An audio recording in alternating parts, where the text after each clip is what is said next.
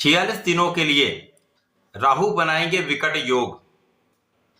राहु का वर्तमान समय में मीन राशि में गोचर चल रहा है, जहां पर ये 18 मई तक गोचर करेंगे।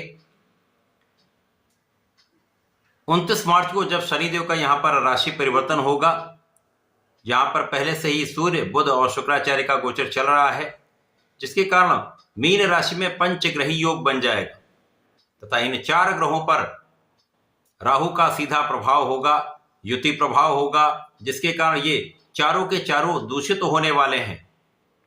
सूर्य पहले से ही यहां पर गोचर कर रहे हैं, जिसके कारण ग्रहण दोष बना हुआ है। बुध जल दोष में था, शुक्राचार्य पर भी राहु का दूषित प्रभाव प्राप्त हो रहा है।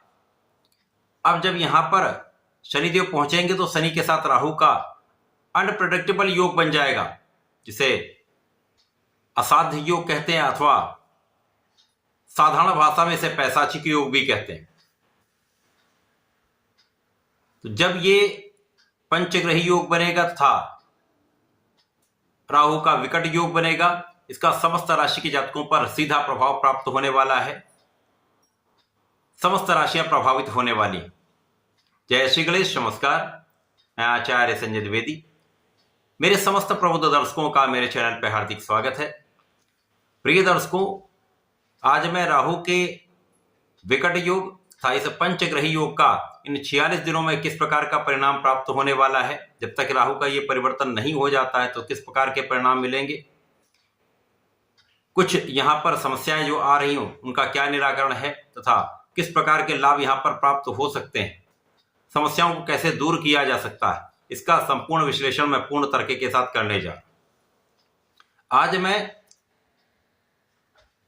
धनु राशि के लिए इस संपूर्ण योग का, विकट योग का, पंचग्रही योग का किस प्रकार का परिणाम प्राप्त होगा, इस समय में लाभ वृद्धि के क्या अवसर मिलेंगे अथवा समस्याओं का क्या निराकरण है, इसका संपूर्ण विश्लेषण मैं करने जा रहा हूं। धनु राशि के लिए ये जो योग बन रहा है वो आपके चतुर्थ भाव में बन रहा है। अब चतुर्थ भाव जो कि सुखों का भाव है, ऐश्वर्य वैभव सुख संपदा का भाव है, माता का भाव है। यहां पर राहु 4 बड़े ग्रहों को दूषित कर रहे हैं। जिस प्रकार से ये योग बन रहा है उसका निश्चित रूप से कुछ बड़ा प्रभाव प्राप्त होने वाला है। प्रारंभिक समय से जब यहां पर सूर्यदेव थे तो वह जो भाग्य के स्वामी है, इसी प्रकार से बुध और शुक्र भी जो यहां पर लाभ था 2 केंद्र के स्वामी बुध हैं, जो संपूर्ण रूप से यहां पर राहु के प्रभाव में आकर उतना अच्छा परिणाम नहीं दे पा रहे थे। नकारात्मकता यहां पर प्राप्त हो रही थी। परंतु जब हम 30 मार्च से लेकर 18 मई तक स्थितियों का अवलोकन करेंगे तो 30 मार्च को सूर्यदेव 15 डिग्री पर पहुंच चुके होंगे, जो कि अति बलवान स्थिति है तथा यहां पर ये राहु के दुष्प्रभाव से भी दूर हो जाएंगे। राहु से इनका ग्रहण दोष न्यून हो जाएगा। इसी प्रकार से यहां पर राहु 2 डिग्री पर आ चुके होंगे, अर्थात ये मृत अवस्था की ओर जा रहे हैं। तो राहु यहां पर निर्बल होंगे, सूर्य यहां पर प्रबल होंगे। यद्यपि यहां पर राहु का जब तक 0 डिग्री नहीं होता तब तक राहु का कुछ ना कुछ यहां पर प्रभाव प्राप्त होगा ही। 4 और 6 डिग्री पर बुध और शुक्र होने के कारण यहां पर राहु के सीधे प्रभाव में होंगे, जिसके कारण उतना अच्छा प्रभाव ये ग्रह नहीं दे पाएंगे। शनिदेव प्रारंभिक समय में 0 डिग्री पर होंगे, जिसके कारण ना ही राहु का बहुत कुछ नकारात्मक प्रभाव यहां पर प्राप्त होने वाला है, ना ही सूर्य का कोई बहुत अच्छा प्रभाव यहां पर प्राप्त होगा। परंतु जैसे जैसे ये गोचर आगे बढ़ेगा सूर्य अति बलवान हो जाएंगे, क्योंकि यहां पर सूर्यदेव उच्चाभिलाषी होने वाले हैं। तो सूर्य जब उच्चाभिलाषी होंगे, अति बलवान होंगे, तो बुध को भी बल देंगे, जड़ दोष का प्रभाव कम होगा, शुक्र को भी प्रभाव यहां पर प्राप्त होगा, जिसके कारण शुक्र का अच्छा लाभ आपको प्राप्त होने लगेगा। मीन राशि जहां पर जल तत्वीय राशि है, वहीं पर धनु राशि के स्वामी भी गुरुदेव बृहस्पति हैं, जिसके कारण यहां पर आपकी जो सुखों में अवरोध आ रहा था, जो समस्याएं आ रही थी, जो धन आपका फंस सकता था, व्यापारिक भाव उतना अच्छा नहीं चल पा रहा था, लोगों के बीच में कहीं ना कहीं कुछ मतभेद चल रहे थे, जिन लोगों के साथ आप काम करते हैं, व्यापार करते हैं अथवा नौकरी जिस संस्थान में कर रहे हैं, वहां पर उच्चाधिकारियों के साथ उतना अच्छा तालमेल नहीं बन पा रहा था, या सहकर्मियों के साथ उतना अच्छा कोऑर्डिनेशन नहीं बन पा रहा था। ये सारी समस्याएं अभी तक जो चल रही थी, यहां पर 30 मार्च के बाद इनका निस्तारण होना प्रारंभ हो जाएगा। अब शनि जो कर्म प्रधान देव हैं, चतुर्थ भाव में होंगे, जो धन तथा पराक्रम के स्वामी होकर यहां पर गोचर करेंगे, जिसके कारण प्रारंभिक समय में इनका अच्छा प्रभाव नहीं प्राप्त होगा। लेकिन जैसे जैसे इनका बल बढ़ेगा और राहु 0 डिग्री की ओर जाएंगे, शनिदेव आगे बढ़ेंगे, तो निश्चित रूप से ये आपके पराक्रम को बढ़ाने वाला होगा तथा आपके कार्य क्षेत्र में बल देने वाला होगा। परंतु सूर्य का प्रभाव यहां पर बुधादित्य योग बनाएगा, रवि शुक्र योग बनाएगा, जिसका संपूर्ण प्रभाव आपके कार्य क्षेत्र पर होगा। तो प्रारंभिक समय की समस्त नकारात्मकता यहां पर समाप्त होकर आपके कार्य क्षेत्र में प्रगति होना आरंभ हो जाएगी। जो सीनियर से उनके साथ मतभेद दूर होंगे, जो शासन प्रशासन है उनका सहयोग मिलने लगेगा, शासन प्रशासन से आप संपूर्ण लाभ ले पाएंगे। जो लोग सरकारी सेवाओं में हैं, प्रशासनिक सेवाओं में हैं, राजनीति में हैं, उनके लिए एक अच्छा अवसर मिलेगा। यद्यपि यहाँ पर सफलता आपको मिलेगी, परंतु कहीं न कहीं कुछ डिगाने का प्रयत्न करने वाले लोग भी होंगे, आलोचना करने वाले लोग भी होंगे, तो इनसे डरना नहीं है। आपको अपने कर्तव्य पर के पथ पर आगे बढ़ना है, अपना संपूर्ण प्रयास करना है तथा न्यायोचित रहना है। यदि इस समय आप न्यायोचित रहते हैं, संपूर्ण रूप से प्रयास करते रहते हैं, तो इन कठिनाइयों के बाद भी आपको सफलता मिलेगी। आप अपने क्षेत्र में आगे बढ़ेंगे। यहां यश जब होता है तो वहां पर अपयश का योग भी बनता है। तो प्रारंभिक समय में जो समस्याएं आई, लोगों ने आपके पीठ पीछे आलोचना करी, आपके यश को धूमिल करने का प्रयास किया गया, अब उसका निस्तारण हो जाएगा।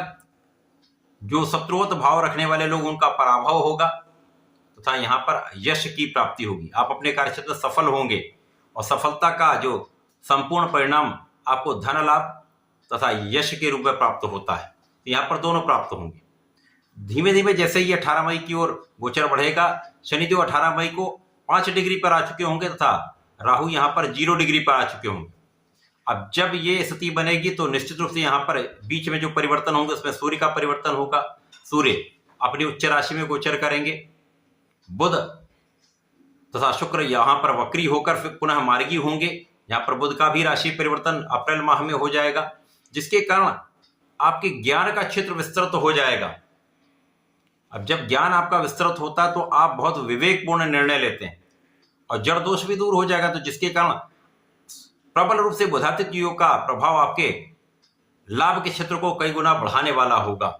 यहां पर आपकी इच्छाएं पूर्ण होंगी, शासन सत्ता का सहयोग मिलेगा तथा आपके शासनिक गुण में वृद्धि हो जाएगी, आपकी बुद्धि का बल श्रेष्ठ हो जाएगा तथा आपका निर्णय अत्यंत सकारात्मक रहेगा तथा आप अपने निर्णय पर दृढ़ भी रहने वाले हैं।